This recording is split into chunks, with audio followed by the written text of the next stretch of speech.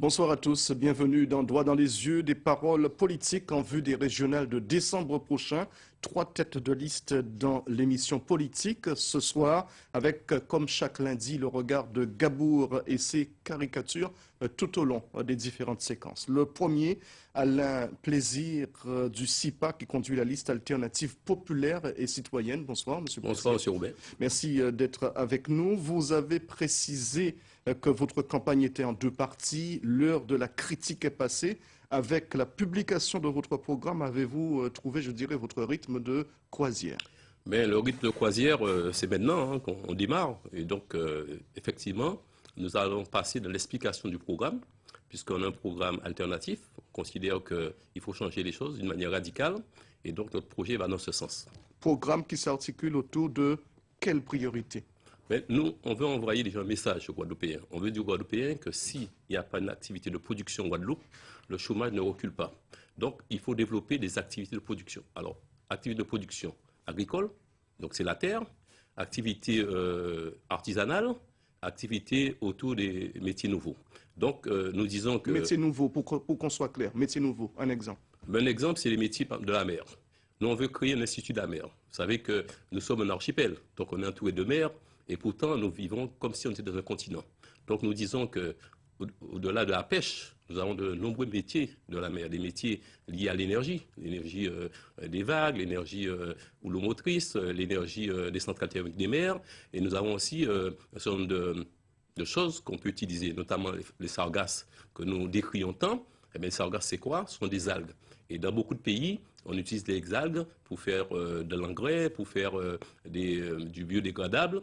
Et donc, c'est toute cette richesse, à la fois minérale, vous savez qu'on trouve aussi du pétrole en mer, mais également des nodules polymétalliques. Les nodules polymétalliques, ce sont des métaux rares qu'on trouve au fond de la mer. Et on crée une économie à partir de ces éléments-là, c'est fiable? Bien sûr, enfin, il ne faut pas faire que ça. Mais tout le monde dit que la mer, c'est l'avenir de l'humanité. D'ailleurs, la France dit maintenant, il faudra qu'on développe notre économie à partir de la mer parce qu'on a trouvé presque tout sur Terre.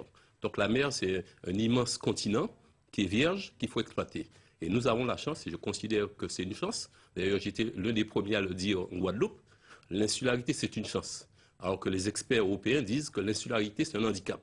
Et nous, on dit que c'est une chance parce qu'on a un vaste potentiel. On a une zone économique exclusive qui est de 90 000 km. Nous demandons, nous aussi, pas qu'on récupère l'île d'Avès, ce qui permettrait à nos pêcheurs d'aller pêcher beaucoup plus loin, aller pêcher à 400 km. Je vous demanderai de vous expliquer là-dessus dans un instant, mais arrêtons-nous sur l'aspect mer. C'est un travail à long terme, ça ne se décrète pas, ça ne se fait pas en 3-4 ans sur une mandature. Si, monsieur Aubin. D'ailleurs, quand je dis la mer, je dis l'énergie. Est-ce que vous savez qu'il y a une île aux Açores qu'on appelle l'île Iéo, où on a développé les énergies à partir de la mer, l'énergie éolienne. Donc, on peut coupler l'énergie éolienne avec, par exemple, une centrale pour dessaler l'eau de mer. Donc, tout de suite, on peut utiliser l'énergie de la mer. D'ailleurs, nos voisins de la Martinique sont en train de construire une centrale thermique des mers à Bellefontaine, qui va alimenter 75 000 personnes. Donc, ce n'est pas le futur, c'est le présent. Mais ça se fait en combien de temps concrètement? Ça peut se faire, si on arrive au pouvoir, on prévoit le développement d'une centrale thermique des mers, on prévoit une usine de dessalement de l'eau de mer qui sera alimentée par des éoliennes, ce qu'on appelle actuellement en France. Ils ont un marché sur la côte atlantique pour développer des fermes éoliennes. Ce qu'on appelle des fermes, c'est-à-dire sur des kilomètres, vous avez des fermes qui vont fonctionner des éoliennes. Donc ça, c'est pas le futur, c'est pas la science-fiction, c'est quelque chose qui se fait actuellement. Et vous financez ça comment? Comment on finance? Vous avez un budget de la région qui est environ de 550 millions chaque année. Donc, vous avez 250 millions pour l'investissement. Donc, il suffit de faire des choix et des choix de la production. Parce que si vous faites du saupoudrage, comme on fait actuellement, si vous donnez de l'argent à un peu tout le monde et que vous n'avez pas un projet bien précis, vous n'y arrivez pas. Mais si vous avez un projet, vous pouvez investir directement dans la production. Alors, un exemple, nous, on a fait des calculs. On sait qu'une usine de dessalement de l'eau de mer qui pourrait alimenter toute la Grande Terre en eau potable, en irrigation, ça coûte 85 millions. Avec une nouvelle technique qu'on vient de découvrir en Israël. On appelle cette technique-là osmose inverse. C'est-à-dire qu'au lieu qu'il y ait un procédé chimique pour enlever le sel, c'est une membrane, un filtre qui permet carrément de retenir le sel et de laisser passer l'eau douce. Et donc, ça coûte moins cher que le Memorial Act, beaucoup moins cher. Et donc, il y a des possibilités d'exploiter la mer. Alors, on va exploiter avec nos propres moyens, mais on fait appel aussi à des capitaux extérieurs. Il faut savoir qu'à Martinique, c'est une grande entreprise française qui finance la centrale thermique des mers. Parce qu'à partir du moment où une entreprise capitaliste crée un modèle quelque part, ça devient une vitrine. Mais ma question reste la même. Ce sont des projets qu'il faut préparer, oui. Il faut consulter ensuite, faire passer au niveau de la population et ensuite concrétiser. Ça ne se fait pas du jour au lendemain, un implaisir. Non, mais qu'est-ce qui se fait du jour au lendemain? Rien ne se fait du jour au lendemain. Même si vous faites un lycée, ça ne se fait pas du jour au lendemain. Il faut qu'il y ait un projet, il faut qu'il y ait des études. Vous voyez, l'hôpital, ça fait 15 ans qu'on en parle. Peut-être que la première pierre sera l'année prochaine. Donc, effectivement, il faut du temps. Mais il faut y aller. Peut-être une période de transition. Alors, période de transition, nous, on dit qu'il faut développer la Guadeloupe à partir de 5 richesses. J'ai parlé de la terre. Moi, ce matin, j'étais avec des agriculteurs. J'étais sur les hauteurs de Baïf. Ce sont des gens qui ont d'énormes difficultés. Peut-être qu'ils vont abandonner les agrumes parce qu'il y a une maladie qui fait que ces agrumes, on est obligé de les enlever. Ces gens-là disent, nous n'avons pas d'aide. Or, il faut une aide pour pouvoir enlever les plants qui sont malades et remettre d'autres plants. Donc ça, il faut une intervention publique. Et l'intervention publique, c'est la région. Il faut aider les producteurs qui font du maraîchage. Parce que les aides, on parle beaucoup d'aides européennes. Vous savez que 80% des aides européennes vont à deux cultures d'exportation, la banane et la canne. Donc nous voulons, c'est ce qu'on appelle l'alternative, c'est ce qu'on appelle la conquête du marché intérieur, nous voulons aider les producteurs pour le marché intérieur. En 2010, Alain Plaisir, vous parliez de la mise en place d'une fiscalité indirecte en supprimant, jusqu'à supprimer l'octroi de mer.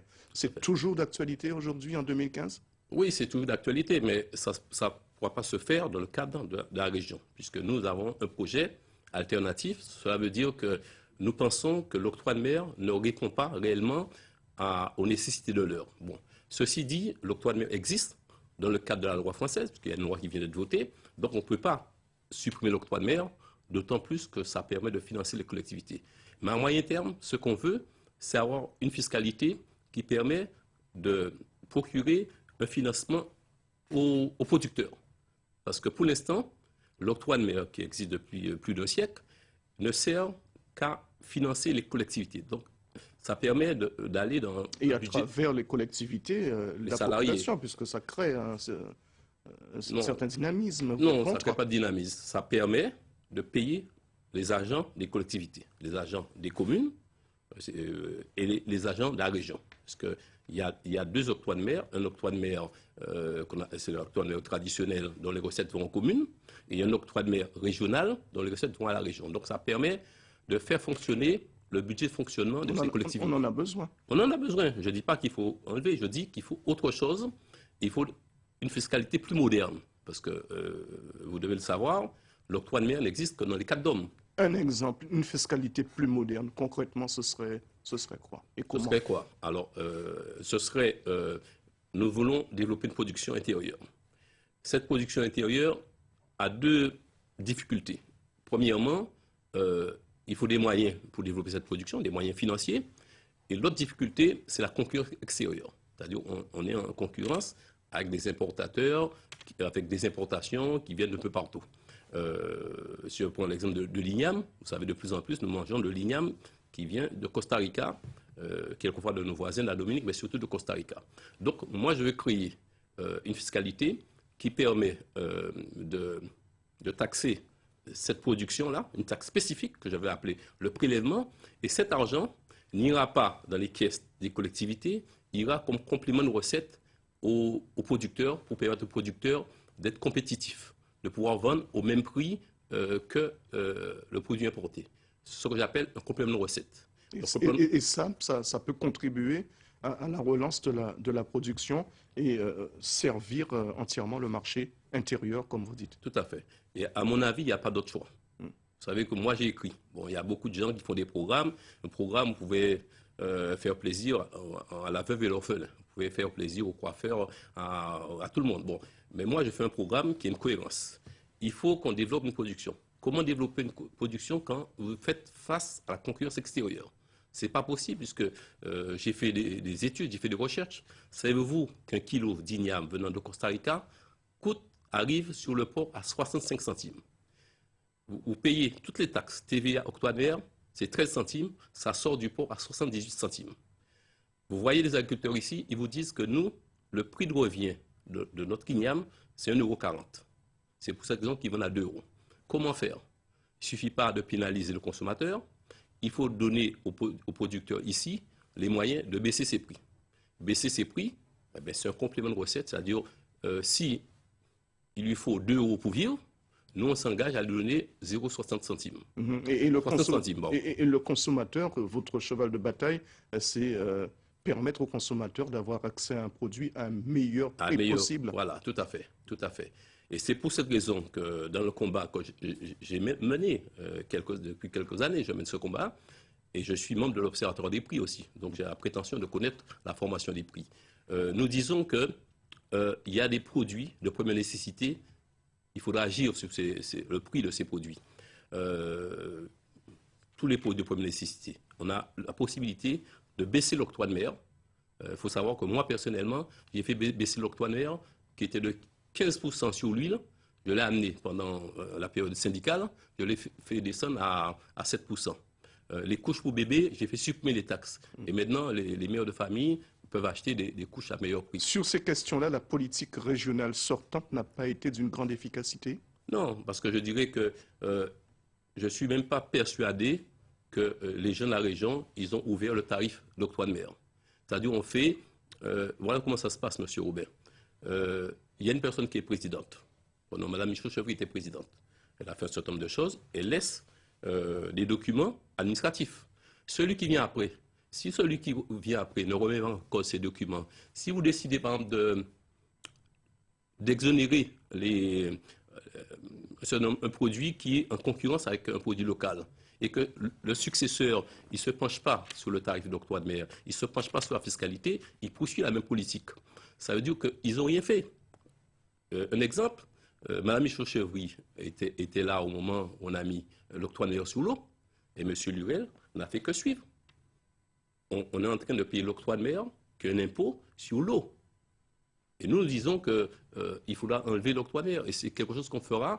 Dès qu'on sera au pouvoir, on va enlever l'octroi de mer sur l'eau. Revenons un instant sur cette histoire de l'île d'Aves, au large du Venezuela, mais proche de la Guadeloupe. Vous vous battez pour que cette île soit un territoire de la Guadeloupe. La Guadeloupe, tout à fait. C'est pas un rêve? Non, c'est pas un rêve. C'est pas un rêve parce que, alors pour que les auditeurs, les téléspectateurs comprennent, l'île d'Aves, c'est une île qui est située à 210 km des côtes de la Guadeloupe, qui appartenait à la Guadeloupe, et que la France a cédé au Venezuela en 1980. Et en 1982, il y a eu des discussions au niveau des Nations Unies et on a défini le droit maritime. Et le droit maritime dit qu'on ne peut pas posséder une île qui est distante de plus de 370 km de vos côtes. Le Venezuela, à qui la France a cédé l'île d'Aves, il y a 600 km de l'île d'Aves. Et c'est possible de récupérer ce bout de terre? C'est possible. Comment? D'ailleurs, nous, on a fait une démarche, vous le savez, on a écrit au président de la République, on a déposé un dossier. Où en est-on? On a déposé un dossier à l'ambassadeur. Et vous savez ce que l'ambassadeur a dit? L'ambassadeur de France au Venezuela? L'ambassadeur du Venezuela en France. Oui, d'accord. Qu'on a rencontré à l'aéroport. Il nous a dit, quand vous serez indépendant, on vous remettra l'île d'Aves. C'est-à-dire que même le Venezuela ne conteste pas notre demande. Et au niveau français? Au niveau français, le président dit, mais on ne veut pas ouvrir la boîte de Pandore. Si on négocie de nouveau avec le Venezuela, d'autres pays vont revendiquer notre présence dans d'autres parties du monde. Donc, c'est un nom qui est assez frileux, mais malheureusement, nous ne sommes pas au pouvoir. Nous n'étions qu'un parti politique et nous n'avons pas été suivis. À la région de travailler pour appuyer sur cette question-là. Si vous êtes à la région demain, ce sera un des éléments de vos revendications? Tout à fait, parce que là, on aura une légitimité. En tant qu'élu, on pourra appuyer cette demande, faire une démarche auprès du gouvernement français, mais également une démarche auprès des Nations Unies. parce qu'il y a un droit maritime, un droit international qui a été signé en 1982. Donc, on a tout à fait une légitimité pour réclamer. Et en quelques secondes, quel est l'intérêt concrètement pour la Guadeloupe? Très bonne question. L'intérêt, c'est que si vous récupérez l'île d'Aves, ça rentre dans la zone économique exclusive de la Guadeloupe. C'est-à-dire que vous avez la possibilité d'exploiter toutes les ressources halieutiques, minérales, en fait toutes les ressources. Et donc, quand vous savez que nos pêcheurs actuellement ont une interdiction de pêcher sur toute partie de la côte,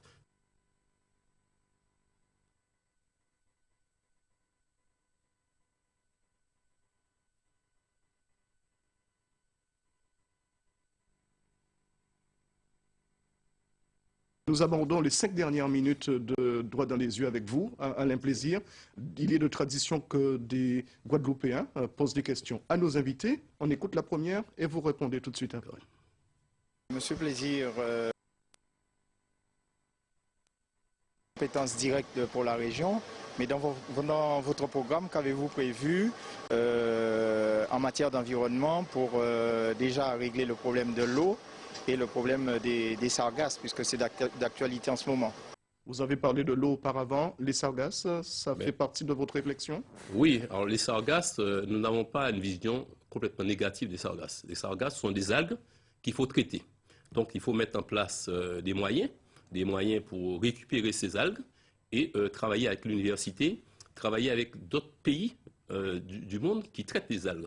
Il faut savoir qu'il y a 300 brevets qui ont été déposés ces dernières années dans le monde. Donc il faut voir ce qui se fait ailleurs, comment on pourrait exploiter les algues pour qu'on puisse transformer les algues en matière première. Donc trouver un système pour récupérer les algues, les traiter pour que ça devienne une matière première. Sur la question de l'eau, quelles sont les solutions que vous préconisez? On peut réagir efficacement dans les 5-7 ans pour améliorer la situation? Tout à fait. On peut commencer dès 2016, parce qu'on sera élu le 13 décembre 2015. Donc, ce qu'il faut, c'est que dans le budget de la région, on prévoit un financement pour changer les canalisations. Donc, nous disons que si on met 50 millions chaque année pendant 6 ans, ça fait 300 millions, on a pratiquement réglé le 3/4 des problèmes de l'eau. Parce qu'il faut changer les canalisations. Il n'y a pas autre chose, c'est les canalisations. Vous avez beau faire des châteaux d'eau, vous pouvez faire tout ce que vous voulez. À partir du moment où les canalisations ont des fuites, vous perdez l'eau. Donc c'est un véritable gaspillage. Donc il faut changer les canalisations. 50 millions, grande partie région, une partie de l'État, une partie des communautés d'agglomération, une autre partie de l'Union européenne. Et là, vous avez 50 millions, sans que ça grève les finances de la région. Et nous voulons faire 2 usines de dessalement d'eau de mer, une à Marie-Galante et une au nord d'Anterre. Une deuxième question, tout de suite. Monsieur Plaisir, j'aimerais savoir quoi pensez-vous faire pour les plus de 50 ans concernant l'emploi? Question importante, l'emploi. Oui. Les plus de 50 ans, mais aussi le reste de la population et notamment les jeunes. Oui, c'est une préoccupation parce qu'il y a les plus de 50 ans, mais il y a aussi les jeunes. Il y a 60% de jeunes de moins de 25 ans qui ne travaillent pas. Pour faire reculer le chômage, il faut créer des activités. Ce que j'ai dit au début, et c'est notre préoccupation. Créer des activités dans les domaines de la terre, de la mer, du soleil, et il faut former les hommes. Donc, si vous mettez en place ces 5 options, la terre, la mer, le soleil, l'eau et la formation des hommes, vous faites reculer le chômage. La politique de formation n'est pas efficace pour l'instant? Non, elle n'est pas efficace parce qu'on ne prend pas en compte l'évolution du monde. Le monde, on n'est plus dans les années 1960. Alors, certes, il faut former des gens aux métiers traditionnels, mais il faut former des gens aux métiers nouveaux. Les métiers dans le numérique, mais aussi les métiers, comme je le disais tout à l'heure, des métiers de la mer, les métiers du soleil, les métiers des énergies renouvelables. Parce que demain, ce sont les énergies renouvelables qui permettront de créer des emplois. C'est ce qu'on appelle les énergies, l'économie circulaire, la manière aussi de traiter les déchets. Parce que nous avons une masse de déchets qui arrivent en Guadeloupe. Nous sommes une île, qu'est-ce qu'on fait avec les déchets? Quelquefois, on les trouve dans des charges. Il faut recycler les déchets, il faut que les déchets deviennent des matières premières. Et donc, à partir de l'économie circulaire, à partir des métiers liés à la mer, liés au soleil, liés aux énergies renouvelables en général, vous allez créer des emplois. Avec une vraie politique de formation en fonction des attentes de la population et une formation tout au long de la vie aussi pour rendre les entreprises plus performantes à long terme. Tout à fait. Il faut être formé toute sa vie. Moi, je me forme jusqu'à présent. Je suis à la voiture, je me forme parce que votre connaissance est rapidement obsolète. Le monde va tellement vite, c'est qu'il faut constamment. Donc, il faut une formation initiale. Vous apprenez ou à l'université ou dans les écoles professionnelles ou comme apprenti, vous apprenez un métier. Mais il faut vous former toute votre vie pour pouvoir faire face aux évolutions, aux innovations, parce qu'il y a des innovations en permanence. Donc, une formation continue.